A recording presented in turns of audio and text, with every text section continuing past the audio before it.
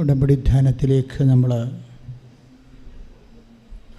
പ്രാർത്ഥനാപൂർവം ഭക്തിപൂർവം പ്രവേശിക്കുക.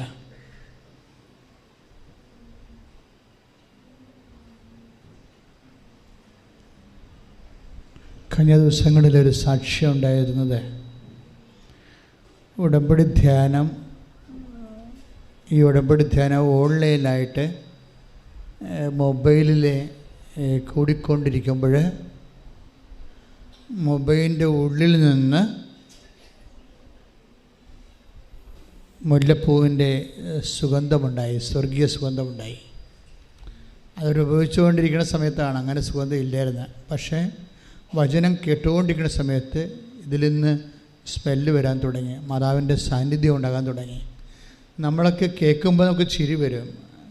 പക്ഷേ നമ്മളൊക്കെ ചിന്തിക്കുന്നതിനേക്കാളും വളരെ ഗൗരവമായിട്ടാണ് ദൈവം ഉടമ്പടി എടുത്തിരിക്കുന്നത്. ആൾക്കാരുടെ സാക്ഷി കേൾക്കുമ്പോൾ മനസ്സിലാവും.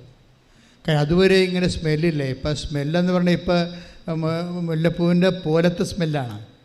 അത് ഇപ്പോൾ ഒത്തിരി ആയിരക്കണക്കിന് മനുഷ്യരുടെ സാക്ഷ്യമായി. അപ്പോൾ മാതാവിൻ്റെ ഒരു പ്രസൻസിൻ്റെ അടയാളമാണ് അത്. ഇവിടെ മാത്രമല്ല, എവിടെ വേണമെങ്കിലും നീ ഒരു വിഷമിച്ച് നിൻ്റെ മനസ്സ് വിങ്ങിക്കൊണ്ടിരിക്കുന്ന സമയത്ത് നീ അമ്മമാതാവിൻ്റെ ഭക്തനാണെന്നുണ്ടെങ്കിൽ, നീ പെട്ടുപോയൊരവസ്ഥയാണെങ്കിൽ അമ്മയിൽ ആശ്രയം വെച്ചാൽ അപ്പം തന്നെ ഈ സാന്നിധ്യം ഇങ്ങനെ വെളിപ്പെടുത്തും.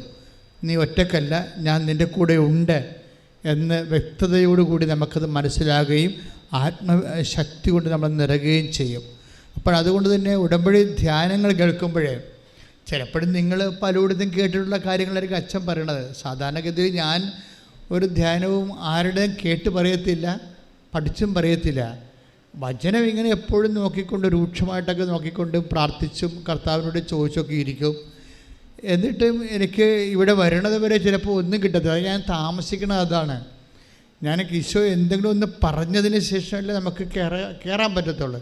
അപ്പോൾ എനിക്കൊരു ക്ലൂ കിട്ടിക്കഴിയുമ്പോൾ ഞാൻ കയറും. അതാണ് 1 മണിക്കൂർ ഇന്ന് താമസിച്ചത്. അവിടെ ഇരുന്ന് ഇത് തന്നെ നോക്കിക്കൊണ്ടിരിക്കുകയായിരുന്നു. സാക്ഷ്യം ഏതാണ്? നമുക്ക് വേണമെങ്കിൽ എന്തും പറയാം. ഈശോ ഉദ്ദേശിക്കുന്ന സാക്ഷ്യം ഏതാണ്? ഇപ്പം മാറിയില്ലേ? ഞാൻ പറയാൻ ഉദ്ദേശിക്കാത്ത സാക്ഷ്യമാണ് ഇപ്പോൾ പറഞ്ഞത്. എന്താണത്? ഉടമ്പടി വചനം കേട്ടുകൊണ്ടിരിക്കുന്ന സമയത്ത് തന്നെ മാതാവിൻ്റെ സാന്നിധ്യം ഉണ്ടാകുമെന്ന്. അപ്പോൾ ഉടമ്പടി വചനത്തിൻ്റെ ഒരു പ്രത്യേകതയാണത്. ഇപ്പോൾ ഉടമ്പടിയുടെ എല്ലാ ഭാഗങ്ങളും അങ്ങനെയാണ്. അതായത് ഇതിൽ നിന്ന് കിട്ടുന്ന ഉടമ്പടി തൈലമായാലും അതുപോലെ തന്നെ ഉടമ്പടി വചനമായാലും പിന്നെ നമ്മൾ ഉടമ്പടിയോട് ബന്ധപ്പെട്ട് ചെയ്യുന്ന പ്രേക്ഷിത പ്രവർത്തനമായാലും എല്ലാത്തിലും ടച്ച് ഓഫ് ഗോഡ് ഉണ്ട്, ദൈവത്തിൻ്റെ. പക്ഷെ നമ്മൾ ചെയ്യുമ്പോൾ നമ്മളതിൻ്റെ അകത്ത് ഇൻവോൾവ് ആകണം. അതെപ്പോഴും നമ്മൾ ശ്രദ്ധിക്കണം. പേഴ്സണൽ ഇൻവോൾവ്മെൻറ്റ് ഉടമ്പടിയുടെ ഒരു പ്രധാനപ്പെട്ട ആക്ടിവേഷൻ പ്രിൻസിപ്പിളാണ്. അതായത് നമ്മളതിൻ്റെ അകത്ത് സന്നിഹിതരാണ്. ഇപ്പോൾ പരിശുദ്ധ കുർബാനയിൽ ഈശോ സാന്നിധ്യം നൽകുന്നതാണ്. പക്ഷെ അത് അനുഭവിക്കണ ആർക്കാണ്? നിങ്ങൾ തന്നെ അവിടെ സന്നിഹിതമാണെങ്കിൽ മാത്രമേ ആ സാന്നിധ്യം നമുക്ക് പേഴ്സണലായിട്ട് അനുഭവിക്കാൻ പറ്റത്തുള്ളൂ. നിങ്ങൾ തന്നെ അതിന് സന്നിഹിതനാകണമെന്ന് പറയണത് എന്താണ്? ഇപ്പോൾ ചിലരൊക്കെ കുർബാന സ്വീകരിച്ച് കഴിയുമ്പോൾ വിരലൊക്കെ നക്കണത് കാണാം. എന്താ കാര്യം? അത് ഈശോയുടെ ഒരു തരി അതിൽ വിരലിൽ എവിടെയെങ്കിലും ഉണ്ടെങ്കിൽ അത് വേസ്റ്റായി താഴെ വീണ്ടും പോകരുതെന്നുള്ള. അപ്പോൾ ആ വ്യക്തി അതിൽ പ്രസൻസാണ്, ഈശോയുടെ പ്രസൻസാണ്. പക്ഷെ അതിനേക്കാൾ ഉപരി നമ്മുടെ ഒരു പ്രസൻസ് അവിടെ വേണം. പേഴ്സണൽ ഇൻവോൾവ്മെൻറ്റ് ഈ ആത്മീയതയുടെ എല്ലാം അങ്ങനെയാണ്. നമ്മൾ പ്രസൻ്റ് അല്ലെങ്കിൽ അത് വർക്കൗട്ട് ചെയ്യത്തില്ല. അച്ഛൻ പറഞ്ഞ മനസ്സിലായില്ലേ? ദൈവം അതിൽ പ്രസൻ്റാണ്. പക്ഷേ if you want to feel it we must present there. ദൈവം അവിടെ പ്രസൻ്റാണ്. ഉടമ്പടിയിലായാലും പരിശുദ്ധ കുർബാനയിലായാലും നിങ്ങളുടെ ശുശ്രൂഷ ചെയ്യുന്ന സമയങ്ങളിലായാലും വചനം കേൾക്കുന്ന സമയമായാലും ഗോഡ് ഈസ് പ്രസൻറ്റ് ദെയർ. കാര്യം എന്താണ്? ദൈവം അതിലൊരു കക്ഷിയാണല്ലോ. വേറെ ഒരു പ്രാർത്ഥനയ്ക്ക് ദൈവം കക്ഷിയല്ല. ഉടമ്പടിക്ക് ദൈവം ഒരു കക്ഷിയാണ്. അതുകൊണ്ട് it's a fact by no means God is present there. ദൈവം അവിടെ പ്രസൻ്റാണ്. The problem is that we are not present there sometimes. നമ്മളവിടെ പ്രസൻ്റ് അല്ല. പ്രത്യക്ഷീകരണ പ്രാർത്ഥന ചെല്ലുമ്പോൾ തന്നെ നമ്മുടെ മനസ്സ് പലയിടത്തായിരിക്കും. അല്ലേ? പ്രത്യക്ഷീണ പ്രാർത്ഥന ചൊല്ലിക്കൊണ്ടിരിക്കുകയാണ്. ഇന്ന് നീറ്റിൻ്റെ പരീക്ഷയാണ്, എൻ്റെ മകൾ എന്ത് വരുമായിരിക്കും ആവും ഒക്കെ എല്ലാം മനസ്സിലാക്കി കൊടുക്കുക. പിന്നെയും പ്രത്യക്ഷീണ പ്രാർത്ഥന അടുത്ത് ചൊല്ലിക്കൊണ്ടിരിക്കുകയാണ്. You are not present there. അതല്ലേ പ്രശ്നം. നിങ്ങളെവിടെയാണ് പ്രസൻറ്റ്? മകളുടെ എക്സാം ഹോളിലാണ് നിങ്ങൾ പ്രസൻ്റ് ആയിരിക്കുന്നത്. മകൾ നീറ്റ് പരീക്ഷ എഴുതിയിരിക്കുന്ന എക്സാം ഹോളിലാണ് നിങ്ങൾ പ്രത്യക്ഷീണ പ്രാർത്ഥന ചെല്ലുമ്പോൾ തന്നെ. So you are not present there. ഇത് പ്രസൻസ് ഒരു പ്രോബ്ലമാണ്. നമ്മളവിടെ ഉണ്ടായിരിക്കുക. ഒന്ന് പ്രാർത്ഥിച്ച മക്കളെ, കർത്താവായ ദൈവമേ, അങ്ങുമായിട്ടുള്ള എല്ലാ ഇടപാടുകളും ഉടമ്പടിയുടെ പ്രഖ്യാപിത സ്വഭാവം പോലെ ദൈവസാന്നിധ്യം പോലെ ഞാനും അതിലെ മനസ്സുകൊണ്ട് സാന്നിധ്യം വഹിക്കാൻ എന്നെ പ്രത്യേകമായി അഭിഷേകം ചെയ്യണം.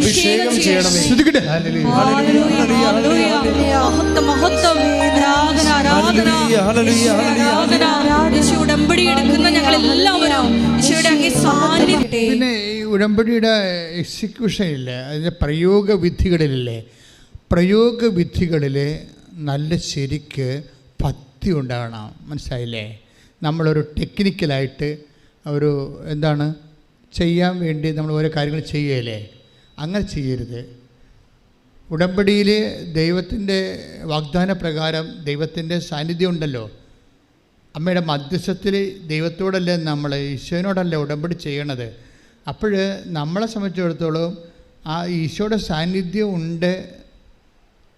നമ്മൾ ഉടമ്പടി തൈലം തേക്കുമ്പോഴും അതുപോലെ തന്നെ പത്രം കൊടുക്കുമ്പോഴും കർത്താവിനെ അറിയാത്തത് അറിയിക്കുമ്പോഴും അറിഞ്ഞവരെ ആഴപ്പെടുത്തുമ്പോഴും രോഗികളെ കാണുമ്പോഴും ഓൾഡ് ഏജ് ഹോമിലേക്ക് പോകുമ്പോഴും ഒക്കെ പ്രെയർ ചെയ്തുകൊണ്ട് പോകണം. അല്ലാതെ വേറെ നിങ്ങൾ സിനിമ കഥയും പറഞ്ഞു പോകരുത്. ഇതൊരു പ്രേക്ഷിത പ്രവർത്തനമാണ്. ദൈവത്തിൻ്റെ സാന്നിധ്യം നിങ്ങൾ ആ സമയത്ത് ശരിക്കും ഫീൽ ചെയ്യണം. നമുക്ക് ഫീൽ ചെയ്തില്ലെങ്കിൽ ഇപ്പോൾ എമ്മാവുസിലേക്ക് പോയ ശിഷ്യന്മാർ, അവർക്ക് എന്തുകൊണ്ടാണ് ഈശോനെ ഫീൽ ചെയ്തത്? ഈശോയുടെ കൂടെ നടന്നത് എന്താണ്? അവർ ഈശോനെക്കുറിച്ച് സംസാരിച്ചുകൊണ്ട് പോയത് കൊണ്ടാണ്. Take the word of God. സ്തുതിക്കട്ടെ. ഹല്ലേലൂയ, ഹല്ലേലൂയ, ഹല്ലേലൂയ,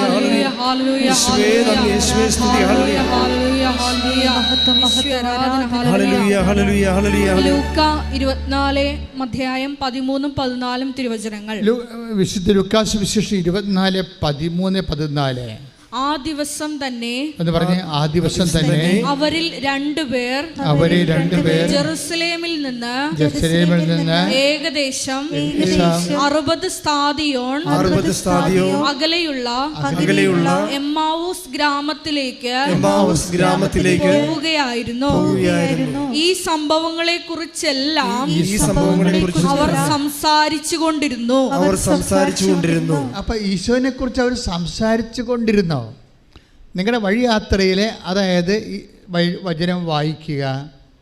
ഇപ്പോൾ വചനം വായിക്കുമ്പോഴാണെങ്കിൽ പോലും ഇപ്പോൾ ഫിലിപ്പോസ്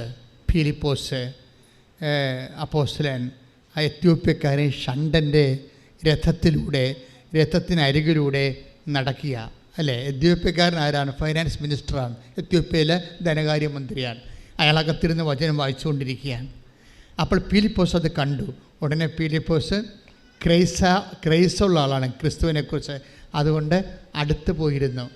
ക്രിസ്തുവിനെക്കുറിച്ച് എപ്പോഴെങ്കിലും പറയാനൊരു ചാൻസ് കിട്ടിയാൽ ആ ചാൻസ് ഉപയോഗിക്കാൻ വേണ്ടിയാണ് ഫിലിപ്പോസ് ആ രഥത്തിൻ്റെ ഒപ്പം നടന്നത്.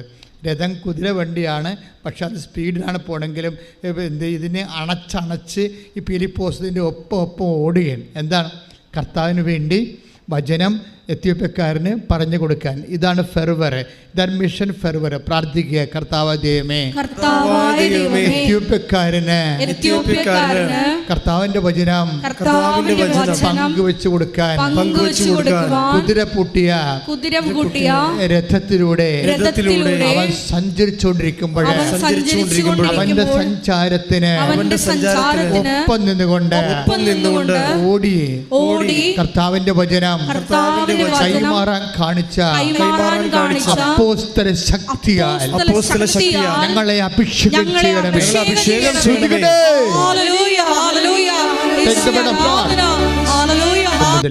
കർത്താവിന്റെ ഒരു ദൂതൻ കർത്താവിന്റെ ഒരു ദൂതൻ ഫിലിപ്പോസിനോട് പറഞ്ഞു, എഴുന്നേറ്റ് തെക്കോട്ട് നടന്ന് ജെറുസലേമിൽ നിന്ന് ഗാസായിലേക്കുള്ള പാതയിൽ എത്തുക. അത് ഒരു വിജനമായ പാതയായിരുന്നു. അവൻ എഴുന്നേറ്റ് യാത്ര തിരിച്ചു. അപ്പോൾ എത്യോപ്യക്കാരനായ ഒരു ഷണ്ടൻ എത്യോപ്യ രാജ്ഞിയായ കന്ദാക്കയുടെ ഭണ്ഡാര വിചാരിപ്പുകാരൻ ജെറുസലേമിൽ ആരാധിക്കാൻ പോയിട്ട് തിരിച്ചു വരികയായിരുന്നു. രഥത്തിലിരുന്ന് അവൻ യേശയ്യായുടെ പ്രവചനം വായിച്ചുകൊണ്ടിരുന്നു. ആത്മാവ് ഫിലിപ്പോസിനോട് പറഞ്ഞു, ആ രഥത്തെ സമീപിച്ച് അതിനോട് ചേർന്ന് നടക്കുക. അതായത് രഥത്തോട് ചേർന്ന് നടക്കാൻ വേണ്ടി ഫിലിപ്പോസിനെ ആത്മാവ് പ്രേരിപ്പിക്കാം. ഒരു വിശ്വാസിയുടെ ഏറ്റവും വലിയ അവകാശവും അതേസമയം തന്നെ അടയാളവും ഈ ആത്മാവിൻ്റെ വെളിപ്പെടുത്തലാണ്. ആത്മാവിൻ്റെ വെളിപ്പെടുത്തൽ. ഇപ്പം നിങ്ങൾക്ക് ഒത്തിരിയേറെ കാര്യങ്ങളൊക്കെ അറിയാമെങ്കിലും, ഇപ്പം ഞാൻ ഇന്നലെ നീറ്റ് പരീക്ഷയ്ക്കുള്ള 200 കുട്ടികളെയാണ് പ്രാർത്ഥിച്ചത്. അപ്പോൾ ഞാൻ എല്ലാവരുടെയും നെറ്റിയിൽ സൈത്ത് പൂശി കൊടുത്തു, എല്ലാവരുടെയും. അല്ലാതെ കോമണായിട്ടല്ല, ഈച്ച് ആൻഡ് എവരി പേഴ്സൻ്റെ നെറ്റിയിൽ സൈത്ത് പൂശി, ബുദ്ധിയിലും പൂശി, ഓർമ്മശക്തിയിലും പൂശി. എന്നിട്ട് ഞാൻ അവരോട് കാര്യം പറഞ്ഞു, എന്തുകൊണ്ടാണ് ഞാനിങ്ങനെ ചെയ്യണമെന്ന് അവരോട് പറഞ്ഞു. എന്താ കാര്യം? ഇമ്മീഡിയറ്റ് മെമ്മറി എന്നൊരു സംഭവമുണ്ട്. നമുക്ക് ലോക്കൽ മെമ്മറി ഉണ്ട് പഠിക്കുന്നവർക്ക്, അല്ലേ? നമുക്ക് പാഠപുസ്തകത്തെ കാണുന്ന അടയാളങ്ങൾ ലോക്കൽ മെമ്മറിയാണ്. പക്ഷേ ഇമ്മീഡിയറ്റ് മെമ്മറിയെ അഡ്രസ്സ് ചെയ്യാൻ ബൈബിളിൻ്റെ ഒരു പ്രത്യേകത, ഇമ്മീഡിയറ്റ് തൽക്ഷണ ഓർമ്മ ആരും അഡ്രസ്സ് ചെയ്യാത്തൊരു സബ്ജക്റ്റാണ്. കാര്യം എൻ്റെ സഹപ്രവർത്തകൻ വിജയകുമാർ CBIയുടെ ഒരു കേസിൽ പെട്ടിട്ട് അദ്ദേഹത്തെ വിചാരണ ചെയ്തുകൊണ്ടിരിക്കുന്ന സമയത്ത് അദ്ദേഹത്തിന് തൽക്ഷണ മെമ്മറി കൊടുത്തു. എന്താണ്? ഒരു കെട്ടുപയൻ്റെ ഉള്ളിൽ നിന്ന് ആ പണ്ട് ഇദ്ദേഹത്തിൻ്റെ എതിർ കക്ഷി കൊടുത്തിരുന്ന അന്യായത്തിനെതിരെയുള്ള ഒരു ഡേറ്റിൻ്റെ പേപ്പർ ഈ ഫയലിൻ്റെ ഉള്ളിലുണ്ടെന്ന് പറഞ്ഞു. അപ്പോൾ ഈ CBI ഉദ്യോഗസ്ഥൻ ബാത്റൂമിൽ പോയ സമയത്ത് പെട്ടെന്ന് തൽക്ഷണ മെമ്മറി കൊടുത്തിട്ട് ഈ ആയിരക്കണക്കിന് പേപ്പറിൻ്റെ ഉള്ളിൽ നിന്ന് ഈ ഡേറ്റ് പേപ്പർ ഇട്ട് കാണിച്ചു, എഗ്രിമെൻറ്റിൻ്റെ. ദാറ്റ് ഈസ് ഇയാളുടെ ഒപ്പോണൻ്റായിട്ടുള്ള എതിരാളിയായിട്ടുള്ള വ്യക്തി ചെയ്ത് പറഞ്ഞിരിക്കുന്ന എൻ്റെ ഒരു ക്യാഷ് ട്രാൻസാക്ഷൻ്റെ വിഷയത്തിൽ അദ്ദേഹം പറഞ്ഞിരിക്കുന്ന ഡേറ്റിനെ വ്യത്യസ്തമായ ഡേറ്റ് ഉള്ളത് രേഖ വിജയകുമാരൻ്റെ ഉണ്ടെന്ന് വിജയകുമാരൻ അറിയത്തില്ലായിരുന്നു. പക്ഷേ ഈ CBI ഓഫീസർ ബാത്റൂമിൽ പോയ സമയത്ത് തൽക്ഷണ മെമ്മറി കൊടുത്തു പരിശുദ്ധാത്മാവ്. എന്നിട്ട് open the file, take the paper എന്ന് പറഞ്ഞു. അപ്പോൾ ഫയൽ ഓപ്പൺ ചെയ്തപ്പോൾ തന്നെ പരിശുദ്ധാത്മാവ് കറക്റ്റ് പേപ്പർ ഡേറ്റ് എഴുതി കറക്റ്റ് എഗ്രിമെൻ്റ് പേപ്പർ കൊടുത്ത്. അത് ഇയാളുടെ ഒപ്പോണൻ്റ് പറഞ്ഞ ഡേറ്റുമായിട്ട് വ്യത്യസ്തമായിരുന്നു.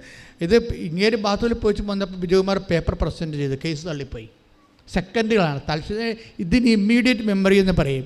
ഇത് ഈശോയാണിത് നമ്മൾ ട്രേസ് ഔട്ട് ചെയ്ത് കാണിച്ചു തന്നത്. ഇങ്ങനെ ഇമ്മീഡിയറ്റ് മെമ്മറി എന്ന സംഭവം ഉണ്ടെന്ന് ഈശോ എന്ന് പറഞ്ഞത് നമുക്ക് ആവശ്യമാണ്. വിദ്യാർത്ഥികളായാലും ബിസിനസ്സുകാർക്കായാലും ആർക്കായാലും ആവശ്യമുള്ളതാണ് ഇമ്മീഡിയറ്റ് തൽക്ഷണ ഓർമ്മ. ഈശോ എന്താ പറഞ്ഞത്? നിങ്ങൾ ന്യായാധിപന്മാരുടെ മുമ്പിൽ ഹാജരാക്കപ്പെടുമ്പോൾ എന്ത് പറയണമെന്നോർത്ത് മുൻകൂട്ടി ആലോചിച്ചുറക്കേണ്ട കാര്യമില്ല. നിങ്ങൾ എന്താണ് പറയേണ്ടതെന്ന് take the word of God. ആ സമയത്ത് നിങ്ങൾക്ക് അറിവ് നൽകാൻ കൈയിട്ടിച്ച് കർത്താവിനെ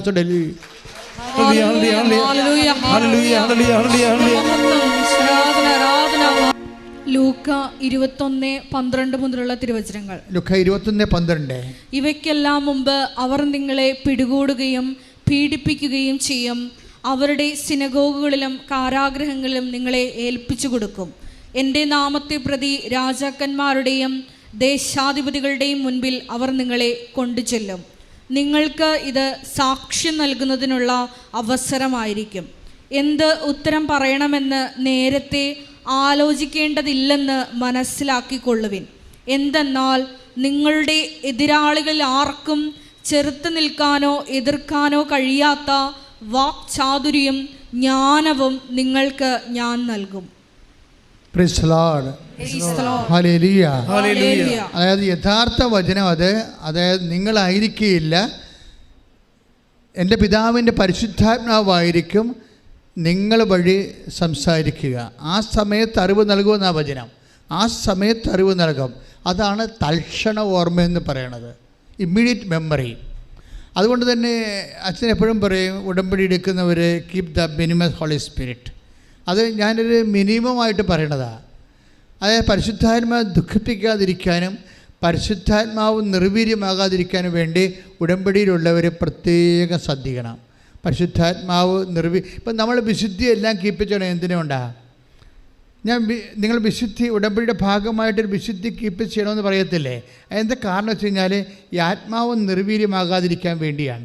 ആത്മാവ് നിർവീര്യമാകാതിരുന്നാൽ ആത്മാവ് അതുപോലെ തന്നെ വീര്യശക്തിയിൽ നിന്ന് കഴിഞ്ഞാൽ ദൈവത്തിന് നിങ്ങളോട് കമ്മ്യൂണിക്കേറ്റ് ചെയ്യാൻ പറ്റും. ഇതൊരു ഭയങ്കര സീരിയസ് വിഷയമാണ്. എല്ലാത്തിനും സമാധാനമുണ്ട്. എടുത്തു ചാടി ഒന്നിനും മറുപടി പറഞ്ഞേക്കരുത്, ഒന്നിനും തീരുമാനം എടുക്കരുത്. വെയിറ്റ് എന്ന് പറയണം. എന്താ കാര്യം എന്നറിയാമോ?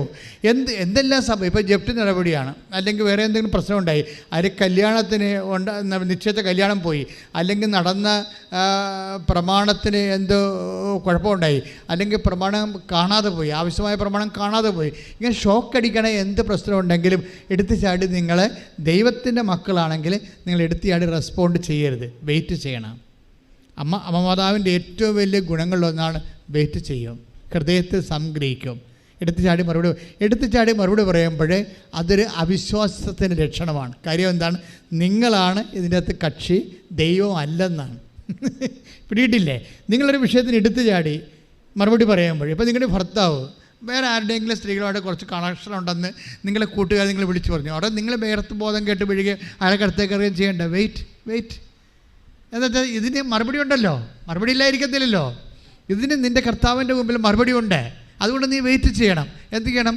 നീ പിന്നെ ശാന്തമാകണം. പിന്നെ കലപില കണ്ടവനെല്ലാം പിടിച്ച് കൂട്ടിയിട്ട് ഭർത്താവ് നാറ്റിക്കാൻ പോകരുത്. മറിച്ച് പതുക്കെ നിൽക്കണം. പതുക്കെ നിന്നിട്ട് നിന്നെ കർത്താവ് ഒരു ഉത്തരവാദിത്വം ഏൽപ്പിച്ചിരിക്കുകയാണ്. ഞാൻ ഈ സംഭവത്തിലൂടെ ദൈവത്തെ കൂടുതൽ അറിയും, അഥവാ ഞാൻ ദൈവത്തെ കൂടുതൽ അറിയാം. എൻ്റെ മക്കളെ, ഒരു കാര്യം വ്യക്തമാണ്. എപ്പോഴെങ്കിലും നിങ്ങൾക്ക് ക്ലേശം ഉണ്ടാകുമ്പോൾ ഓർക്കുക, അല്ലെങ്കിൽ ആരെങ്കിലും വഴി ഞെരുക്കം ഉണ്ടാകുമ്പോൾ ഓർക്കുക, അല്ലെങ്കിൽ ആരെങ്കിലും കാണിക്കുന്ന മണ്ടത്തരങ്ങൾ നിങ്ങൾ ബലിയാടായിപ്പോയി, നിങ്ങൾ ഇന്ന് അനുഭവിക്കുന്ന കഷ്ടപ്പാടുകൾ പണ്ടുള്ളവർ കാണിച്ച മണ്ടത്തരമാണെന്ന് നിങ്ങൾ പറയുക. പക്ഷേ അതിൻ്റെ പിന്നിലെല്ലാം ദൈവത്തിൻ്റെ ഒരു പരിപാലനയുണ്ട്. അതറിയണമെന്നുണ്ടെങ്കിൽ ഈ ഇമ്മീഡിയറ്റ് മെമ്മറി വേണം. കർത്താവിൻ്റെ പരിശുദ്ധാത്മാവിൻ്റെ ആലോചന വഴി നടത്തുന്നതിന് വേണം. അതുകൊണ്ട് തന്നെ നിങ്ങൾക്ക് ഏറ്റവും കൂടുതൽ ബന്ധം ഉണ്ടാവേണ്ടത് whether you married or not or single or not, അതല്ല പ്രശ്നം. നിങ്ങൾക്കോ എനിക്കോ സിംഗിളാകാൻ പറ്റത്തില്ല. കാരണം നമ്മളെ സിംഗിളാക്കത്തില്ലെന്ന് ദൈവം പറഞ്ഞിട്ടുണ്ട്. I will come with you unto the last unto the world. അതിലെ അതായത് ഞാൻ നിൻ്റെ കൂടെ അന്ത്യം വരെ, unto the end of the world, unto the end of the time I will come with you എന്ന് പറഞ്ഞു. That means we are not single. അപ്പോൾ അതുകൊണ്ട് പ്രാർത്ഥിക്കുക, കർത്താവായ ദൈവമേ, എപ്പോഴും അങ്ങയെക്കുറിച്ചുള്ള ഒരു ഓർമ്മയും എന്തെങ്കിലും സംഭവിച്ചാൽ എടുത്തു ചാടി ഡെസ്പാവുകയോ സങ്കടപ്പെടുകയോ റെസ്പോണ്ട് ചെയ്യുകയോ പ്രതികരിക്കുകയോ ചെയ്യാതെ എൻ്റെ കൂടെയുള്ള ആത്മാവിന്റെ സാന്നിധ്യം വിവേചിച്ചറിഞ്ഞ് ശാന്തമാവുക. ഞാൻ ദൈവമാണ് എന്നുള്ള വചനം അനുസ്മരിച്ചുകൊണ്ട് അങ്ങയിൽ ജീവിക്കുവാൻ ആത്മാവിനാൽ എന്നെ അഭിഷേകം ചെയ്യണമേ.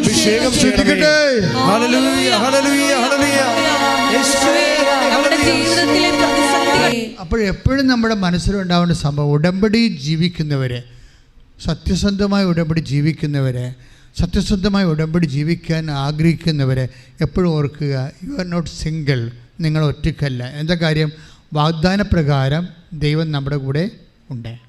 അത് ദൈവത്തിൻ്റെ വാഗ്ദാനമാണ്. ദൈവത്തിൻ്റെ വാഗ്ദാനമായതുകൊണ്ട് നമ്മൾ എന്ത് ചെയ്യും? നമ്മുടെ കൂടെയുള്ള ദൈവത്തിനെയാണ് നമ്മളൊരു വിഷമ സമയത്ത്, അല്ലെങ്കിൽ ഞാൻ മുമ്പ് പറഞ്ഞൊരു ഇമ്മീഡിയറ്റ് മെമ്മറി, തക്ക സമയത്ത് എപ്പോഴും നമുക്ക് എല്ലാ സമയവും ചില സമയത്ത് തക്ക സമയം എന്ന് പറയുന്നത് എന്താണ്? നമുക്ക് ആവശ്യമായ ഒരു സമയമില്ലേ? ആവശ്യമായ സമയത്ത് നമ്മൾ ദൈവത്തിലേക്ക് തിരിയാൻ വേണ്ടി ഉണ്ടാകുന്നത് ഈ ഇമ്മീഡിയറ്റ് മെമ്മറിയാണ്. അതാണ് ഉടമ്പടിയുടെ ഏറ്റവും വലിയ ഇഫക്റ്റ് എന്ന് പറയുന്നത്. നമ്മളുടെ കൂടെയുള്ള take the bed of God. ശ്രുതികട ഹല്ലേലൂയ. മത്തായി 10:19 അവർ നിങ്ങളെ ഏൽപ്പിച്ചു കൊടുക്കുമ്പോൾ എങ്ങനെ പറയണമെന്നോ എന്തു പറയണമെന്നോ നിങ്ങൾ ആകുലപ്പെടേണ്ട. നിങ്ങൾ പറയേണ്ടത് ആ സമയത്ത് നിങ്ങൾക്ക് നൽകപ്പെടും. എന്തെന്നാൽ നിങ്ങളല്ല നിങ്ങളിലൂടെ നിങ്ങളുടെ പിതാവിന്റെ ആത്മാവാണ് സംസാരിക്കുന്നത്. നമ്മൾ വിചാരിക്കുന്നതിനേക്കാളും ഒരു 10 മടങ്ങ് ഷാർപ്പാണ് ഉടമ്പടി. ഉടമ്പടിയിലൂടെ എന്താ പ്രോബ്ലം വെച്ച് കഴിഞ്ഞാൽ, ഉടമ്പടി നമ്മൾ എടുക്കുമ്പോൾ ദൈവത്തിൻ്റെ ബേസിക് ക്വാളിറ്റി എന്താണ്? വാഗ്ദാനങ്ങളിൽ വിശ്വസ്തനാണ് അവൻ. നമ്മുടെ ഉടമ്പടി ചെയ്യുമ്പോൾ ഒരു വ്യക്തിയുടെ കൂടെ ദൈവത്തിൻ്റെ സാന്നിധ്യം കൂടെ വരികയാണ്. അതാണ് നമ്മൾ സഞ്ചാരി മാതാവായിട്ടൊക്കെ ആൾക്കാർ അനുഭവിക്കുന്നതിൻ്റെ കാരണം. ഇപ്പം കഴിഞ്ഞ ദിവസങ്ങളിലെ ഒരു സാക്ഷ്യം എന്ന് പറയണത്, ഒരു മനുഷ്യൻ സ്വപ്നത്തിൽ പെട്ടെന്ന് തീ പിടിക്കണ പോലെ, തീ പൊട്ടിത്തെറിക്കണ പോലെ ഒരു സ്വരം ഈ മനുഷ്യൻ കേൾക്കും. പിന്നെ ഇദ്ദേഹം കാണുന്നത് ഈ തീയിൽ മാതാവ് നിൽക്കുന്നതാണ്, കൃപാസനം മാതാവ് നിൽക്കുന്നതാണ്. ഇപ്പോൾ ഓരോ ദിവസവും ഇവിടെ വരുമ്പോൾ നമുക്ക് നോക്കുന്ന നമ്മൾ ഉടമ്പടിയുടെ എന്തെല്ലാം വ്യത്യസ്തങ്ങളായ രീതിയിലാണ് മനുഷ്യൻ ഇന്ന് ദൈവത്തെ അനുഭവിക്കണത്. അപ്പോൾ ഈ മനുഷ്യൻ്റെ വിഷയത്തിലേക്ക് ക്യാൻസർ പേഷ്യൻ്റാണ്. ക്യാൻസർ പേഷ്യൻ്റ് എന്ന് പറഞ്ഞു കഴിഞ്ഞാൽ അദ്ദേഹത്തിൻ്റെ ഭാര്യയെ അയാളെ നിർത്തിക്കൊണ്ട് ഡോക്ടർ പറഞ്ഞതാണ് ഇനി സർവൈവിങ് നടക്കത്തില്ലെന്ന്. ആ ഒരു കേസാണ്. അയാളാണ് ഉടമ്പടി എടുത്തിരിക്കണത്. ഉടമ്പടി എടുക്കുമ്പോൾ രാത്രി പെട്ടെന്ന് ഈ മനുഷ്യൻ്റെ സ്വപ്നത്തിൽ കാണുകയാണ് പൊട്ടിത്തെറിക്കുന്ന തീയിൽ മാതാവ് നിൽക്കുന്ന. മാതാവ് എന്നിട്ട് ഈ മനുഷ്യൻ്റെ മേൽ പുഞ്ചിരിക്കുന്നു. പിന്നീട് മാതാവ് നടന്ന് ഇയാളുടെ കിച്ചണിൽ പോയി നിൽക്കുന്നു. ഇങ്ങനെ ഇത് സ്വപ്നമാണ്. പക്ഷേ എന്താ സംഭവിക്കണത്? പിറ്റേ ദിവസം സ്കാൻ ചെയ്ത് നോക്കുമ്പോൾ ക്യാൻസർ ഇല്ല. അത് നമ്മളെ വളരെ ലേണഡ് ആയിട്ടുള്ള പുരുഷൻ. ഇപ്പം ചില ചേർത്ത് വലിയമ്മമാരൊക്കെ പറയുമ്പോൾ വികാരത്തിൻ്റെ അംശം കൂടുമെന്ന് പറയും.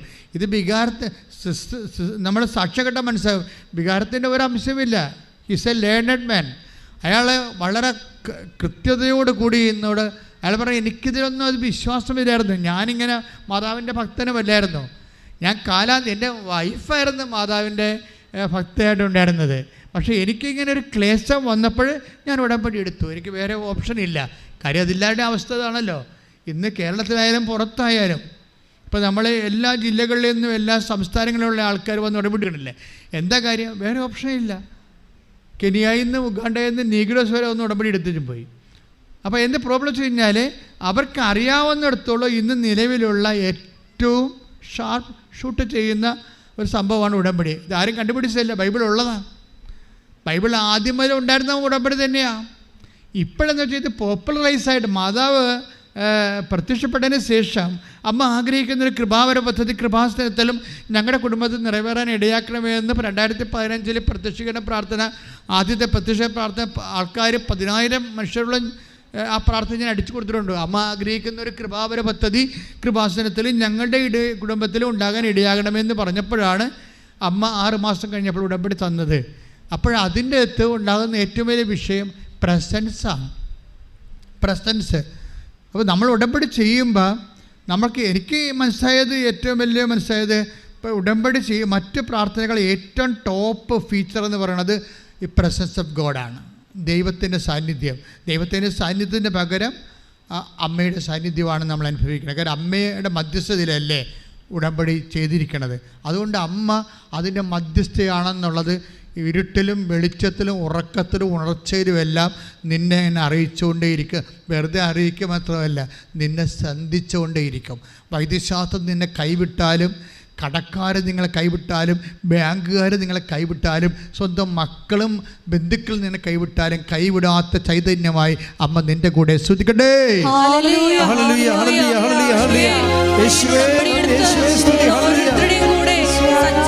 നമ്മളുടെ ഒരു വിഷയം സഞ്ചാരി മാതാവ് അല്ലെങ്കിൽ സാന്നിധ്യം അല്ലെങ്കിൽ പ്രസൻസ്. ഉടമ്പടിയുടെ ഏറ്റവും പ്രിൻസിപ്പൽ ഫീച്ചർ നമ്മുടെ പ്രസൻസാണ്.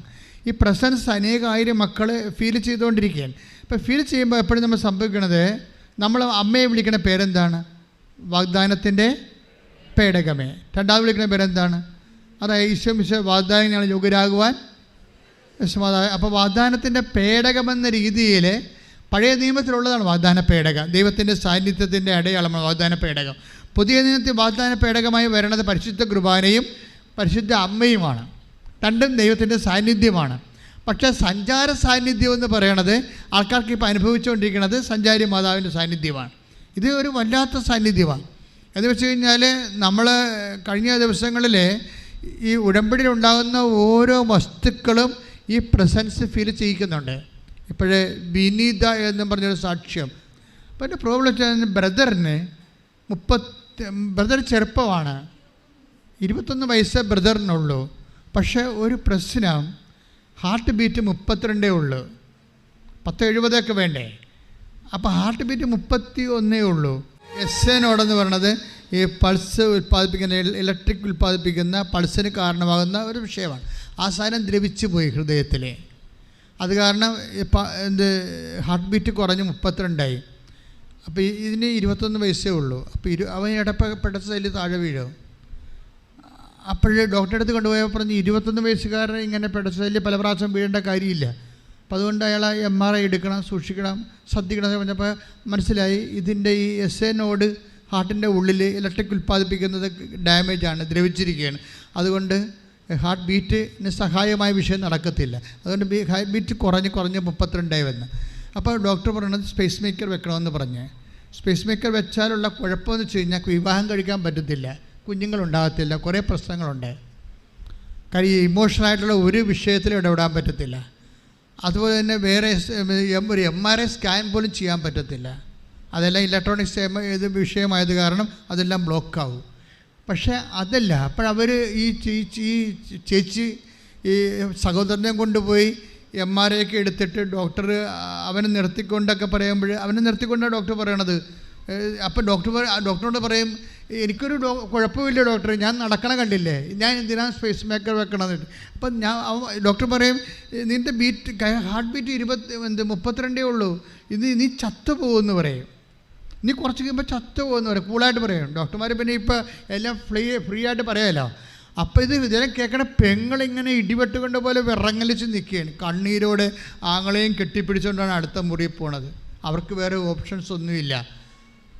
അപ്പോൾ ഓപ്ഷൻസ് ഇല്ലാത്തതുകൊണ്ട് അവൻ്റെ ആ ലൈഫ് ഒരു അവൻ്റെ 21 വയസ്സല്ലേ ഉള്ളൂ. അപ്പോൾ എന്നിട്ട് ഇവളെന്താ ചെയ്യണത്? ആ റിസൾട്ട് എല്ലാം വെച്ചുകൊണ്ട് ഉടമ്പെടുക്കും. നിങ്ങൾ സാക്ഷ്യം കേൾക്കണം, ആ റിസൾട്ട് എല്ലാം വെച്ചുകൊണ്ട് ഉടമ്പെടുക്കും. എന്നിട്ട് ഇവിടെ ചെയ്യണത് എന്താണ്? ഉടമ്പടി തൈലം എടുത്തിട്ട് ഹൃദയത്തിൽ തേച്ച് കൊടുക്കും. നമ്മളിത് എങ്ങോട്ടാണ് പോകണമെന്നൊരു പിടിയില്ല. സാക്ഷ്യങ്ങൾ കേൾക്കും, ജനങ്ങളുടെ അനുഭവങ്ങളല്ലേ വിഷയം. ഞാൻ അത്രയും നിങ്ങളുടെ ഇത് പറഞ്ഞു വെച്ചാൽ, നിങ്ങൾ ചെയ്യുമ്പോൾ കുട്ടിക്കളിയായിട്ടും പൊട്ടങ്കളിയായിട്ടും ചെയ്യരുത്. അതാണ് ഇരന്ന് പണിമെടുക്കൽ ദൈവത്തിനെടുക്കുന്നത്. നിങ്ങൾ മനുഷ്യന്മാർ ജനകോടികൾ വിശ്വസിച്ചുകൊണ്ട് ജീവിതം തകർന്നു പോയ ജീവിതത്തെ വീണ്ടെടുക്കുന്നതിന് വേണ്ടി അവസാനം തന്ന കച്ചിത്തുടമ്പ് പോലെയാണ് ഉടമ്പടി പ്രവർത്തിക്കുന്നുണ്ട്. പിന്നെ കൊണ്ട് സ്കാൻ ചെയ്യുമ്പോൾ ഡോക്ടർ പഴയ റിസൾട്ടുമായിട്ട് നോക്കുമ്പോൾ ഡോക്ടർ ഞെട്ടിപ്പോവുകയാണ്. ഈ റിസൾട്ട് പഴയതുപോലെയല്ല, ഇതെല്ലാം ഓക്കെ ആയിട്ട് വരണമെന്നുണ്ടല്ല, ഇപ്പം നിനക്ക് സ്പേസ് മേക്കറിൻ്റെ ആവശ്യമില്ല, അതിന് ഞങ്ങൾ ഓപ്പറേഷൻ കട്ട് ചെയ്യണമെന്ന് പറയും. ശ്രുതിക്കട്ടെ, ഹല്ലേലൂയ.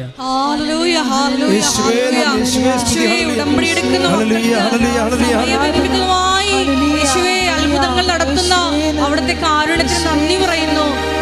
പരമദിവ്യകാരുണ്യത്തിന് ആരാധനയും സ്തുതിയും പുകഴ്ചയും ഉണ്ടായിരിക്കട്ടെ. കൈ നെഞ്ചുവെച്ച് പ്രാർത്ഥിക്കുക. കർത്താവായ ദൈവമേ, അങ്ങ് ജീവിതത്തെ പുനരുദ്ധരിക്കുന്ന ചരിത്ര സാക്ഷ്യങ്ങളെ കേട്ടോണ്ടിരിക്കുമ്പോഴേ എന്റെ ഹൃദയത്തെ വിശ്വാസത്താൽ ദൈവ സ്നേഹത്താൽ ഇപ്പോൾ അഭിഷേകം ചെയ്യണം. ചെയ്യണമേ. അടിപ്പിണർ പോലെ ആഘാതം പോലെ ദൈവിക ശക്തി എന്നിൽ നിറയട്ടെ. മാരക രോഗങ്ങൾ, വീരാവേദികൾ, ജീവിത ദുരിതങ്ങളെ യേശുനാമത്തിൽ മാറിപ്പോകട്ടെ.